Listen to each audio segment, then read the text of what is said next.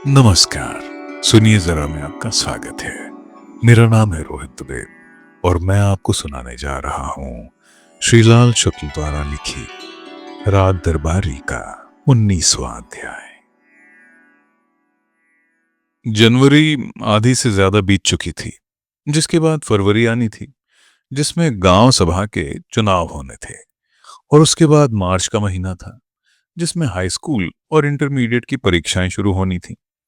चुनाव ने एक ओर सनीचर और बद्री पहलवान के अखाड़े को और दूसरी ओर रामाधीन भीखम खेड़वी और उनके जुआरी सेना नायकों को प्रजातंत्र की सेवा में फंसा दिया था, जिसे करने का अभी तक मुख्य ढंग यह था कि दोनों दल एक दूसरे को पीठ पीछे चीख चीख कर गालियां देते थे। आशा थी कि फरवरी के महीने में ये काम आमने सामने भी होने लगेगा। जहां तक मार्च में होने वाली परीक्षाओं की बात है, वे अभी किसी को भी नहीं फंसा पाई थीं। विद्यार्थी, अध्यापक और खासतौर से प्रिंसिपल साहब, वे अभी बिल्कुल बेलौस थे। पर प्रिंसिपल साहब एक दूसरे मामले में फंस गए थे। कुछ दिन पहले जब कॉलेज की कमेटी की सालाना बैठक हुई थी, वैद्य जी को एक राय से दोबारा मैनेजर चुना गया था। इस बात को लेकर कुछ मेंबरों ने एक शिकायत शिक्षा मंत्री के पास भेजी थी। उनका कहना था कि विरोध प्रकट करने वाले मेंबरों को बैठक में आने ही नहीं दिया गया और तमंचे से धमकाया गया। शिकायत में इसी बात को ऐसे विस्तार से लिखा गया था कि शिकायती पत्र का पढ़ा जाना असंभव जान पड़ता था, और अगर उसे पढ़ भी लिया जाए तो उस पर विश्वास करना तो बिल्कुल ही असंभव था, क्योंकि उसका निष्कर्ष यही था कि शिवपालगंज में कायदा कानून मिट गया है। वहां थाना पुलिस नाम की कोई चीज ही नहीं है और चार गुंडे मिलकर वहां जैसा चाहें वैसा कर सकते हैं। स्पष्ट था कि इस बात को गलत मानने के लिए किसी जांच की जरूरत नहीं थी। फिर भी कुछ विरोधी मेंबरों ने शहर पहुंचकर इस शिकायत की नकल शिक्षा विभाग के बड़े बड़े अफसरों को दी थी, और फिर लौटकर वे पूरे इलाके में प्रचार करने लगे थे। डिप्टी डायरेक्टर ऑफ एजुकेशन नामक एक अफसर करेंगे, जो वैसे तो बहुत गऊ आदमी हैं, पर इस बार वैद्य जी के बाप भी नहीं दूह पाएंगे, क्योंकि ऊपर से सच्ची जांच करने का हुक्म हो गया है। प्रिंसिपल साहब को फंसाने के लिए इतना काफी था। वे जानते थे कि जांच वाली बात वैद्य जी खुद देखेंगे, पर जांच के सिलसिले में हाकिमों के दौरे भी होंगे और उसके बारे में प्रिंसिपल साहब को ही देखना होगा। हाकिम लोग जब कॉलेज में आएंगे तो सबसे पहले क्या देखेंगे? प्रिंसिपल ने अपने आप को जवाब दिया, इमारतें। इसलिए वे इस समय इमारत की सुंदरता बढ़ाने पर तुले हुए थे। उन्होंने शहर में देखा था, अगर एक छोटा सा पौधा लगाकर उसके चारों ओर ईंटों का घेरा बना दिया जाए और उसे लाल पीले सफेद रंग से पोत दिया जाए, तो बिना किसी बात के ही अधूरा मैदान बाग जैसा दिखने लगता है। उन्होंने तय किया कि कॉलेज की इमारत के सामने एक कतार गुलमोहर और अमलतास के पेड़ों की लगा दी जाए और हाकिमों के आने के पहले ही ईंट के रंग बिरंगे घेरे सजा दिए जाएं। आते वक्त आंख के आगे साफ सुथरी रंग बिरंगी इमारत हो और जाते वक्त पेट के अंदर फर्स्ट क्लास चाय और नाश्ता हो, तो कोई हमारे खिलाफ क्या लिखेगा? प्रिंसिपल साहब ने सोचा, और जनवरी के जाड़े पाले का लिहाज छोड़कर पेड़ लगाने के लिए हर मौसम अच्छा होता है, इस वैज्ञानिक धड़ल्लेबाजी से आगे बढ़कर वे अपने काम में जुट गए। वे कॉलेज की चार दीवारी के पास खड़े हुए कुछ गड्ढे खुदवा रहे थे। उनके हाथ में एक मोटी और चिकनी किताब थी, जो देखने से ही बहुत कीमती जान पड़ती थी।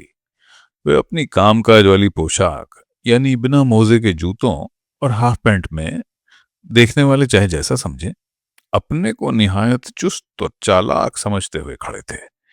किताब को एक पालतू बिल्ली की तरह प्यार के साथ पकड़े हुए थे। एक मजदूर ने फावड़ा चलाना रोककर प्रिंसिपल साहब से कहा, अरे देखिए मास्टर साहब, ये गड्ढा इतना ही रहेगा ना? प्रिंसिपल साहब सिर हिलाते हुए बोले, हाँ, ये भी कोई गड्ढा है? चिड़िया भी एक बार मूत दे तो उफना चलेगा। खोदे जाओ बेटा, अभी खोदे जाओ। कहकर उन्होंने पास खड़े हुए एक मास्टर की ओर अभिमान से देखा। वे उस मास्टर को बहुत पहले से जानते थे, क्योंकि वो उनका चचेरा भाई था। उसने भी उधर उधर देखकर मैदान को दुश्मनों यानी दूसरे मास्टरों से साफ पाकर भाईचारे के साथ कहा, भैया, इस कॉलेज में तो तुम बागवानी के भी एक्सपर्ट हो गए। प्रिंसिपल ने किताब सीने से लगा ली। कहा, सब इसी की बदौलत है।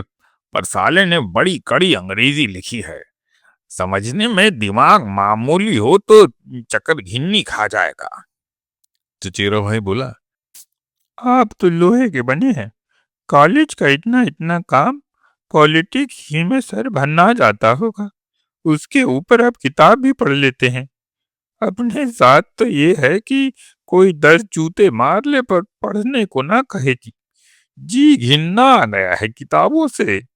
प्रिंसिपल ने 50% बड़े भाई और उतने ही प्रतिशत प्रिंसिपल के लहजे में कहा, चुप रहो, ऐसी बात ना कहनी चाहिए। सफर तक में अपनी किताब साथ रखनी चाहिए।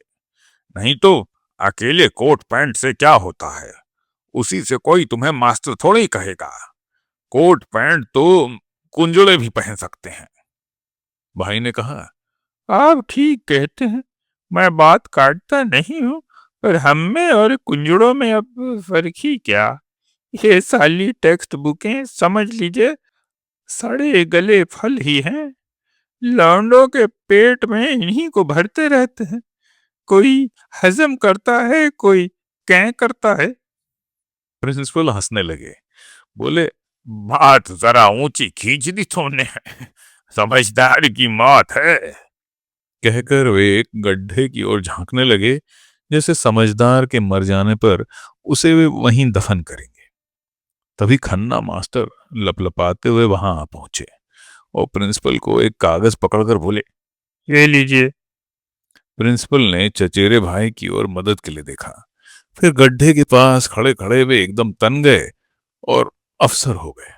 बोले, ये क्या है क्या कागज है? वे उसे तने हुए सीने और धंसी हुई आंखों से देखते रहे। खन्ना मास्टर ने हितैषी की तरह कहा, लाइए पढ़ दो। जाइए अपना काम देखिए, मुझे पढ़ाने की मेहनत ना कीजिए। वे घृणापूर्वक बोले। खन्ना मास्टर ने सांस खींचकर कहा, हाँ, इस जन्म में पढ़ाने से कहाँ बचत है। प्रिंसिपल का चेहरा भाई खन्ना मास्टर के चेहरे पर निगाहें जमाए खड़ा हुआ था। मालिक के बंगले की चार दीवारी के अंदर खड़ा अल्सेशियन जैसे सड़क के देसी कुत्ते को ताक रहा हो। प्रिंसिपल साहब काफी देर तक उस कागज को घूर घूर कर देखते रहे। पुराने जमाने के ऋषि होते तो कागज अब तक जलकर भस्म हो चुका होता। काफी देर तक उसे देखकर उन्होंने उसे खन्ना मास्टर को ही वापस कर दिया। खन्ना ने चढ़कर कहा, ये क्या है क्या कागज है? कहकर प्रिंसिपल एक गड्ढे का निरीक्षण करने लगे।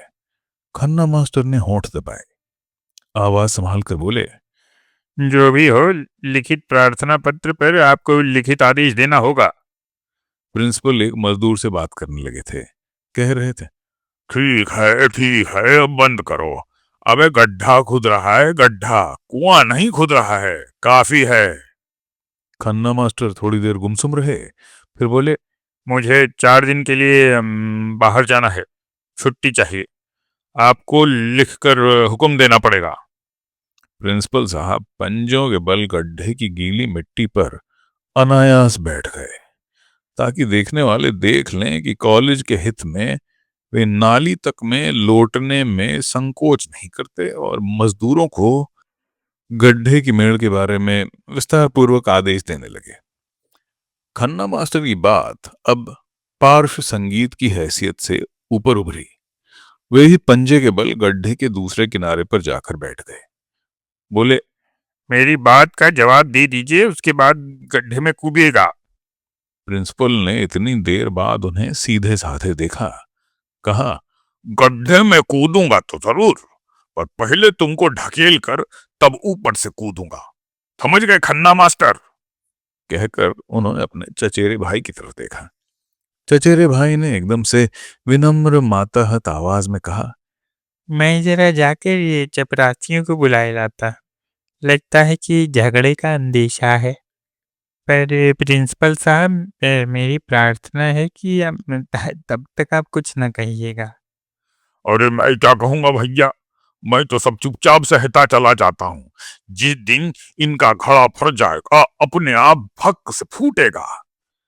प्रिंसिपल ने यह कहकर खन्ना मास्टर को शाप जैसा दिया। वे एकदम से घबरा गए।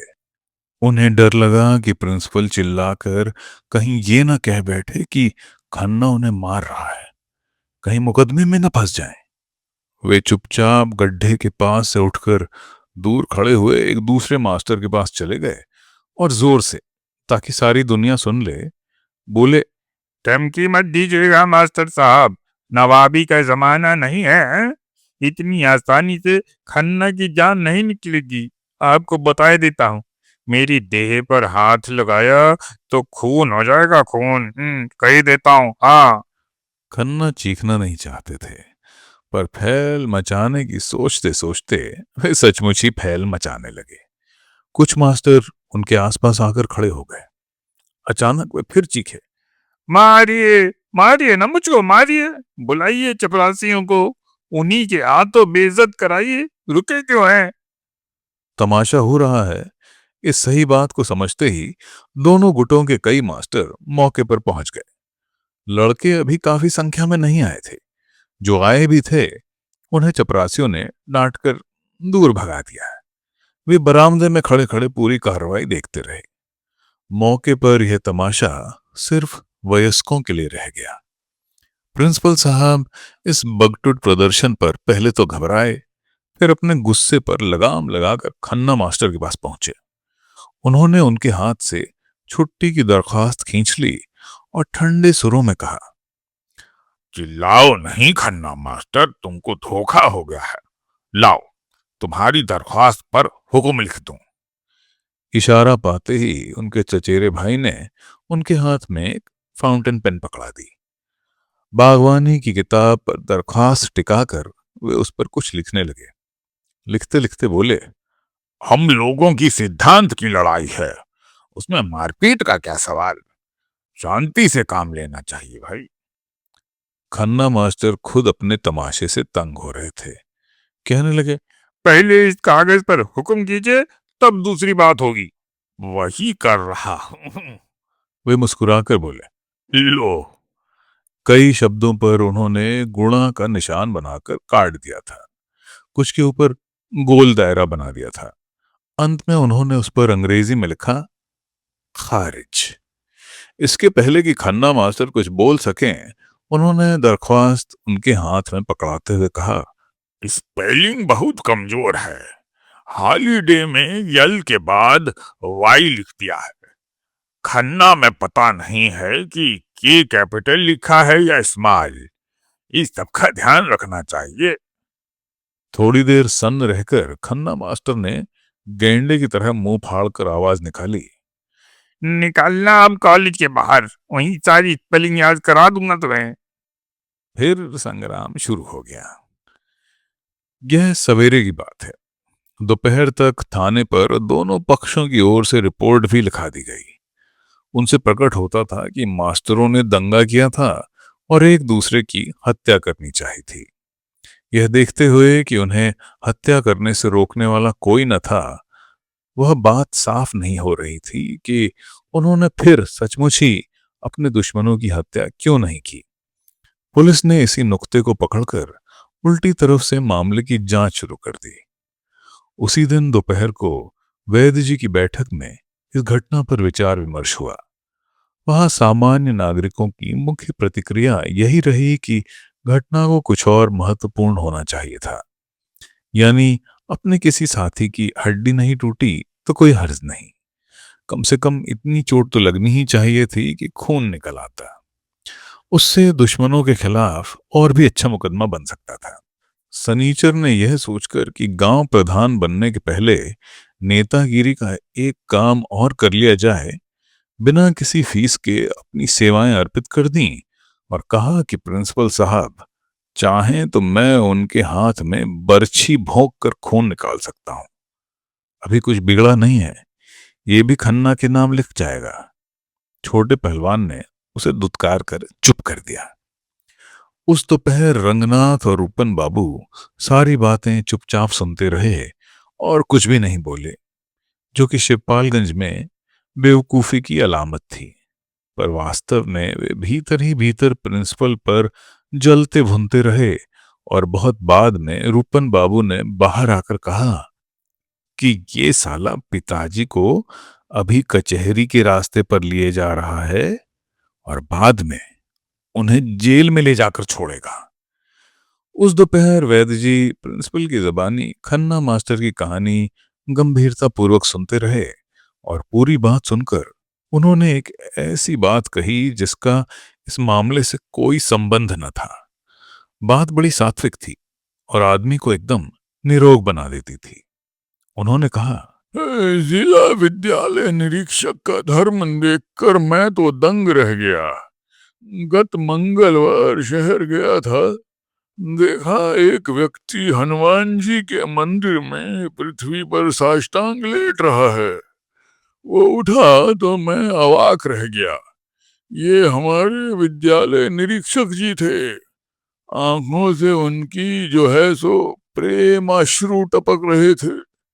मैंने नमस्कार किया तो प्रति नमस्कार में उन्होंने भरे गले में से कुछ हाउ हाउ जैसा कहा।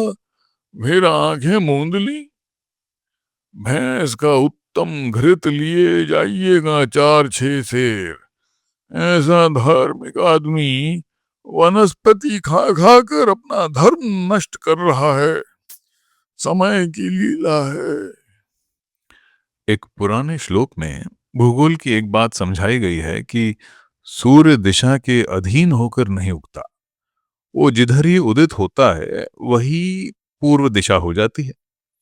उसी तरह उत्तम कोटि का सरकारी आदमी कार्य के अधीन दौरा नहीं करता, वो जिधर निकल जाता है उधर ही उसका दौरा हो जाता है। इस नए सौर सिद्धांत के अंतर्गत एक महापुरुष उसी दिन शाम के लगभग 4 बजे शहर से मोटर भगाते हुए देहात की ओर आए। सड़क के दोनों ओर प्रजा के खेतों पर निगाह डालते हुए उन्होंने अपने आप को धन्यवाद दिया कि उनके पिछले साल के व्याख्यान के कारण इस साल रबी की फसल अच्छी होने वाली है। काश्तकार उनके बताए तरीके से खेती कर रहे हैं। उन्हें यह मालूम हो गया है कि खेत जोतना चाहिए और उनमें खाद ही नहीं बीज भी डालना चाहिए। वे सब बातें समझने बूझने लगे हैं और नई समझदारी के बारे में उनकी घबराहट छूट चुकी है। किसान प्रगतिशील हो रहे हैं और संक्षेप में वे इसी मामले में पिछड़े हैं कि वे आज भी किसान हैं। मोटर तेजी से भागी जा रही थी और सड़क पर टेढ़े मेढ़े चलते हुए मुसाफिर आंधी के पत्तों की तरह उड़ उड़कर किनारे होते चले जा रहे थे। उन्होंने फिर अपने को धन्यवाद दिया कि इतने आलसी नागरिक उनकी वेगवती मोटर के असर से इतने फुर्तीले हो गए। साथ ही वे इतने चतुर भी हो गए हैं कि ऐसी तेज मोटर के नीचे उनका अंगूठा तक नहीं कुचलता। संतोष के साथ उन्होंने अपने आप से फिर भारतवर्ष से कहा, शाबाश, तेरा भविष्य उज्जवल है। गाड़ी छंगामल विद्यालय इंटर कॉलेज के सामने से निकली। अंडरवेयर पर बुशर्ट और धारीदार पैजामे पर बिना बनियान का कुर्ता पहने हुए कई लड़के पुलिया पर बैठे थे। दोनों ओर से तीतर की बोलियां बोली जा रही थीं। सेकंड के एक खंड में उन लड़कों को देखते ही उनके बेतुकेपन से उन्होंने भाप लिया कि ये विद्यार्थी हैं। गाड़ी लगभग 1 फरलांग आगे निकल गई थी। तभी अचानक महापुरुष को याद आया कि उन्होंने नौजवानों के आगे पिछले 48 घंटे में कोई व्याख्यान नहीं दिया है। उन्हें अचानक याद आया कि इन नौजवानों के लिए हमने क्या क्या दुख नहीं सहे। उन्हीं के लिए गांव का घर छोड़कर शहर में हमने बंगला लिया। तालाब के किनारे बैठना छोड़कर शाम सवेरे एक छोटे से कमरे में बैठे रहने की आदत डाली। अपने आप को इतना इतना बदल डाला। तो जैसे ही उन्हें याद आया कि मैं उन्हीं प्यारे नौजवानों से 48 घंटे बोला ही नहीं, वैसे ही उन्होंने सोचा, मैं इतनी देर बिना लेक्चर दिए ही रह लिया।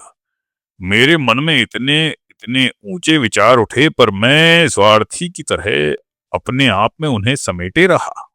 हाय, मैं कितना कंजूस हूं। धिक्कार है मुझे, जो इस देश में पैदा होकर भी इतनी देर मुंह बंद किए रहा। 48 घंटे! उन्होंने आश्चर्य से सोचा। 2880 मिनट, और उसे 60 से गुणा कीजिए तो जितने हों उतने सेकंड। कितने सेकंड? इतने समय के भीतर मैंने नौजवानों को उत्साह दिलाने के लिए एक भी लेक्चर नहीं दिया। क्या हो गया है मुझे? कहीं मुझे लकवा तो नहीं मार गया है? पलक झपकते ही उन्होंने इतना सोच डाला और फिर ड्राइवर को हुक्म दिया, गाड़ी मोड़ लो, गाड़ी मोड़ो। हम इस कॉलेज का आकस्मिक निरीक्षण करेंगे। उनके कॉलेज में आते ही छुट्टी हो गई। लड़के दर्जों से बाहर आकर मैदान में बैठ गए। स्थानीय हाकिम, बागों में कौड़ियां खेलने वाले जुआड़ी, ताड़ी घर पर बैठे हुए जवाहर के शोहदे, वे भी बात की बात में मौके पर आ गए। अच्छी खासी मीटिंग हो गई। ना भी आते तो भी मीटिंग हो जाती। बोलने वाला बेशर्म हो तो लैंप पोस्ट का सहारा काफी है, अकेले ही मीटिंग कर लेगा। पर यहां सचमुच की मीटिंग हो गई। लड़कों के होने का प्रत्यक्ष फल यह निकला कि उन्हें कमरे के अंदर रखा तो कॉलेज हो गया, बाहर रखा तो मीटिंग हो गई। उन्होंने लड़कों को बताया कि वे देश के भविष्य हैं और मास्टरों को बताया कि वे देश के भविष्य निर्माता हैं। लड़के और मास्टर ये पहले से ही जानते थे। फिर उन्होंने लड़कों को डांटा कि उनमें संयम की कमी है। वे 48 घंटे तो क्या, 8 घंटे भी चुप नहीं रह सकते। फिर मास्टरों को डांटा कि वे उन्हें संयम नहीं सिखाते। उन्होंने शिकायत की कि लड़के राष्ट्रध्वज, राष्ट्रगान आदि के बारे में कुछ नहीं जानते और मास्टर यह जानकर भी महंगाई का भत्ता और अधिक वेतन मांगते हैं। मास्टर और लड़के अपने बारे में कुछ सोच भी ना पाए थे कि वे उस विषय पर उतर आए जिस पर प्रत्येक व्याख्यानदाता शिक्षा संस्थाओं में जरूर बोलता है। उन्होंने कहा कि हमारी शिक्षा पद्धति खराब है और इस शिक्षा को पाकर लोग क्लर्क ही बनना चाहते हैं। उन्होंने लड़कों को सुझाव दिया कि इस शिक्षा पद्धति में आमूल परिवर्तन की जरूरत है। उन्होंने सैकड़ों विद्वानों और हजारों समितियों का हवाला देकर बताया कि हमारी शिक्षा पद्धति खराब है। उन्होंने विनोबा का और यहां तक कि गांधी का हवाला दिया। तब कॉलेज के मैनेजर वैद्य जी ने भी सिर हिलाकर कहा कि हमारी शिक्षा पद्धति खराब है। उसके बाद सिर हिलाकर प्रिंसिपल, अन्य मास्टर और बाजार के घुमक्कड़ों और शोहदों तक ने इस बात का समर्थन किया। उनकी बात से ताड़ी पीने वालों और जुआड़ियों तक को पूरा इत्मीनान हो गया कि हमारी शिक्षा पद्धति खराब है। उन्होंने कहा कि शिक्षा के क्षेत्र में पिछली शताब्दी की ये एक असाधारण उपलब्धि है कि हम इतनी जल्दी जान गए कि हमारी शिक्षा पद्धति खराब है। फिर उन्होंने लड़कों को खेती करनी चाहिए, दूध पीना चाहिए, स्वास्थ्य बनाना चाहिए और भविष्य का नेहरू और गांधी बनने के लिए तैयार रहना चाहिए। ये सब बातें बताई जो लड़के उनको भी बता सकते थे। इसके बाद समन्वय, एकता, राष्ट्रभाषा का प्रेम, इस सब पर एक एक अनिवार्य जुमला बोलकर कॉलेज की समस्याओं पर विचार करने का सालाना वादा करके सेवा के बाद तत्काल मिलने वाली मेवा खाकर और चाय पीकर वे फिर 70 मील की रफ्तार से आगे बढ़ गए। मास्टर और लड़के भाइयों और बहनों, की नकल उतारते हुए अपने अपने घर चले गए। शिक्षा पद्धति में आमूल परिवर्तन के सुझाव पर अमल करने के लिए कॉलेज में माली, चपरासी और मजदूर रह गए। क्लर्क ने मेवे की प्लेट पर निगाह डाली और उसमें बचे हुए काजू के एकमात्र टुकड़े को पहले मुंह में रखना चाहा। बाद में कुछ सोचकर उसे नाली में फेंक दिया। तो दोस्तों, ये था राग दरबारी का 19वां अध्याय। पृष्ठ संख्या 154 से 161 तक का सफर। लाइक, सब्सक्राइब और हाइप करना मत भूलिएगा। अगला अध्याय हम जल्दी लाएंगे। सुनने के लिए शुक्रिया।